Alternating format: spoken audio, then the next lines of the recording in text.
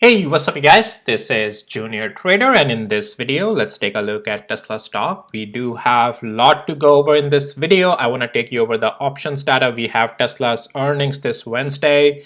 I want to show where the traders are betting their money and also provide my opinion. What are the possibilities in the price action based off of the earnings? And all in all, I'll put a complete picture here for you so that you can make your decision based off of what suits your interest and your scenarios, and all in all there will be both cases for bulls and the bears, especially during the earnings time, and then how to make the best out of those given situation, right? So let's take a look at those scenarios, and also as in usual the price action, right? Are we looking still ugly? Are we continuing lower, right? Or can we turn around now? So the thing is that, as you know, we had a huge debacle in the market today, especially NVIDIA and other semiconductors. They led the charge to the downside due to DeepSeek AI thing.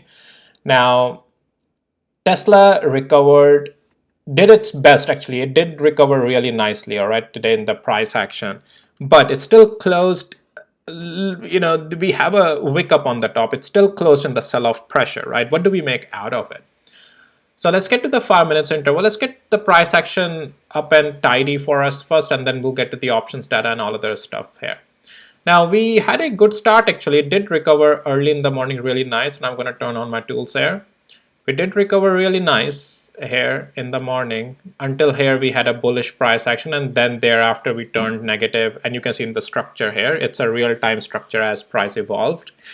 And we continued red all the way down, then bounced for the last maybe 20-30 minutes of the day, right?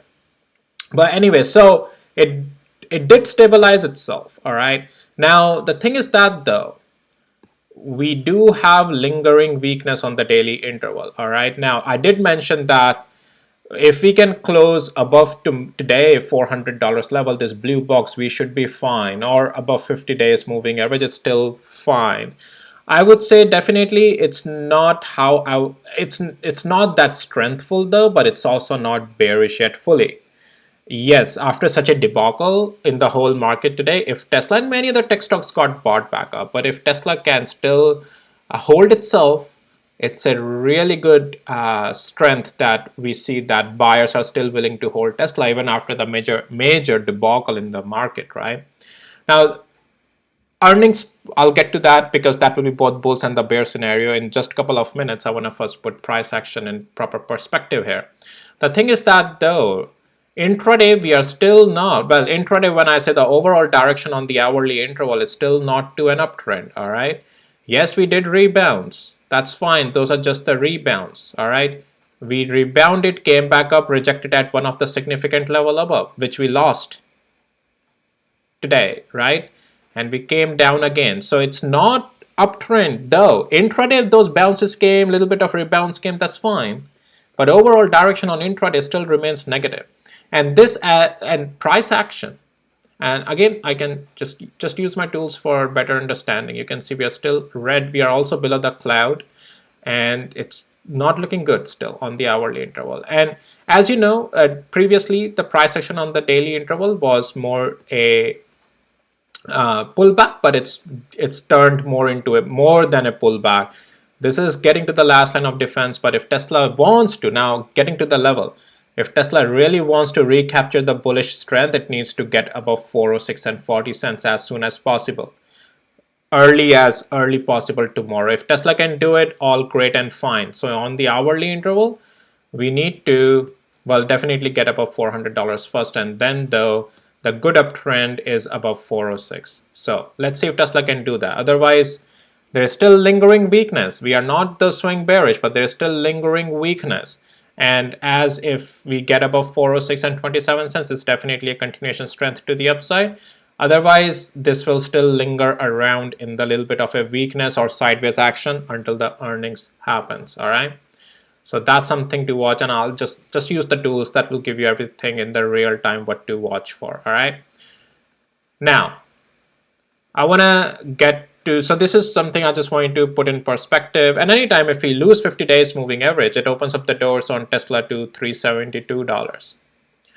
All right, so Yeah, so either before earnings we're gonna get to $372 if we don't recapture it and remain this weakness and lose 50 days moving average, or by earnings we're gonna capture 428, like before earnings. Now I wanna get through the earnings scenario as well. Now if Tesla, how much, Tesla does the range. Well, before that, let me show you the options data. So where the traders are betting their money.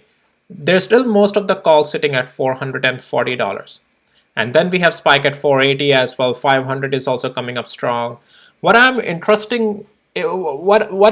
little bit surprised this time by is I'm not seeing a straddle. Usually, which I'll provide you a way of that you can trade both calls and the puts. We'll get to that in just a second. But usually you will have a straddle, the same amount of puts on the other side as well, because that's one of the risk-free ways to trade during the earnings based off of the projected volatility that may happen. Now, speaking of that, I want to get to what are the possibilities on Tesla. So in the previous earnings, the Tesla, how much gap up or gaps downs it has done.